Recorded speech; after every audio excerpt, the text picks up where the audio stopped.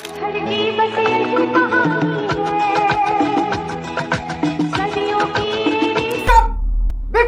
Hello guys, आप लोग video का थंबनेल देखकर समझ गए होंगे कि वीडियो किस टॉपिक पर होने वाली है।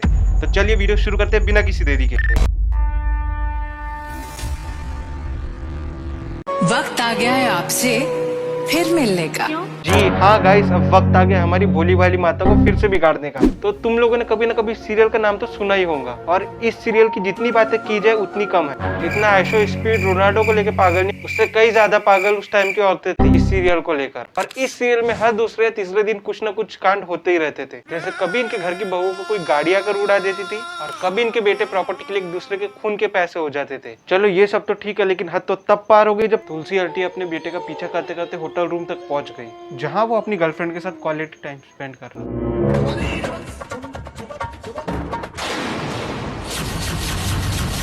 अभी कोई तो पिटने वाला है, किसी की तो पिटाई होंगी।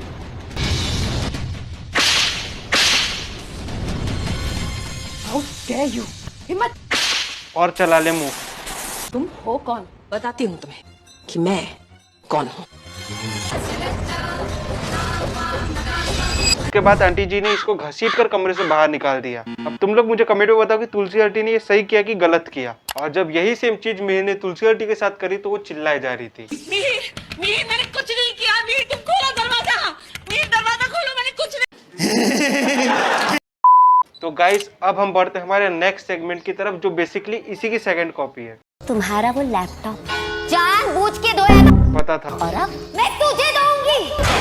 अरे बिंदास दो इसको, क्योंकि ये साला वो डिजर्व भी करता है। तुम्हें पता है, एक बार बेचारी कॉपी मरने की हालत में थी और ये साला उससे ग्रीन टी मांग रहा था। बंद करो अपना ये तमाशा और उठो। अब मुझे मेरी ग्रीन टी दो।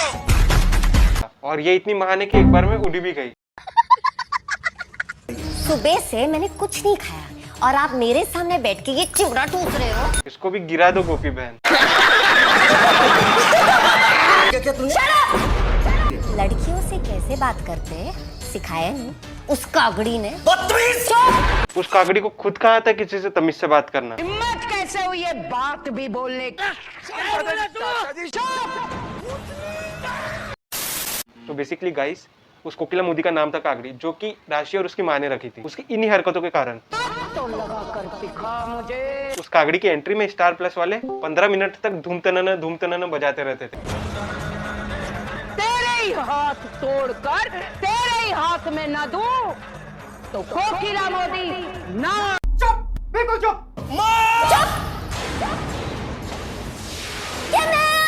जब देखो तब मैं। बस कर गोपी बहन, बस कर। इससे ज्यादा बेइज्जती वो सह नहीं पाएगा। बेचारा हम पहले ही सीजन में आधा पागल हो गया था। ओए ओए ओए ओए हे। 1 2। सो गाइस, आज से 4 साल पहले एक वायरस आया था। नहीं, कोरोना की बात नहीं कर रहा, उसके अलावा एक और आया था, अनुपमा। सो इस सीरियल का मेन मुद्दा ये था कि लेडीज लोग को ये सिखाना बहुत हो गया, अब इंडिपेंडेंट बना जाए। सो इस सीरियल में अनुपमा का एक जानवर जैसा पति है जिसका नाम भी वनराज है। वो दिन भर अनुपमा को टॉर्चर करते रहता है और उस बंदे का बाहर अफेयर भी है।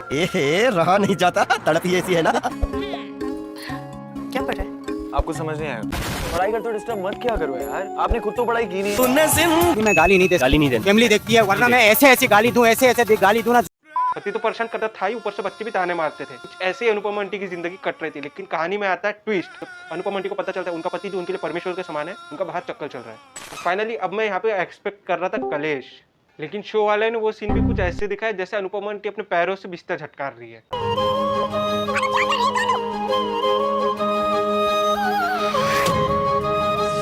उसके बाद अनुपमा आंटी अपने पति को डिवोर्स दे देती है, और फिर 15 से 20 दिनों के अंदर ही वो अपने करोड़पति बॉयफ्रेंड के साथ कमबैक करके सबको चौंका देती है। मैं अनुपमा जोशी अनुष्का पारियार के शादी करने जा रही हूं। चाहा था जो मिल ही गया। तुम्हारा पुराना classmate, back bencher, cultural committee का सेक्रेटरी, छपरी डांस का एक्सपर्ट। इस आदमी ने अपना पूरा इंट्रोडक्शन दे दिया, लेकिन अनुपमा ने इससे पहचाना ही नहीं। अनुपमा तब तक इनकार करती रही जब तक उसे पता नहीं चला कि ये आदमी करोड़पति है। जैसे उसे पता चला ये करोड़पति अनुज कपाड़िया, वही जो अब एक सुपर रिच एनआरआई बिजनेसमैन है। याद आ गया? मैं जानती हूँ। हाँ, अब तो उसके पूरे खानदान को याद रखेंगी।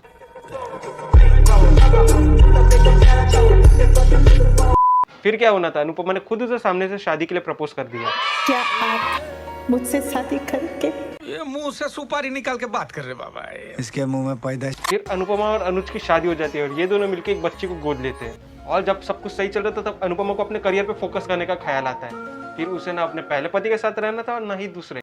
वो चले जाती है अमेरिका। अब वो अमेरिका जाकर क्या गुल खिलाएंगे वो हम देखेंगे वीडियो के सेकंड पार्ट में। और अगर तुमको वीडियो अच्छी लगी तो वीडियो को लाइक मारो, चैनल पर नए हो तो सब्सक्राइब करो और कमेंट में बताओ कि नेक्स्ट वीडियो किस पर बनाऊं।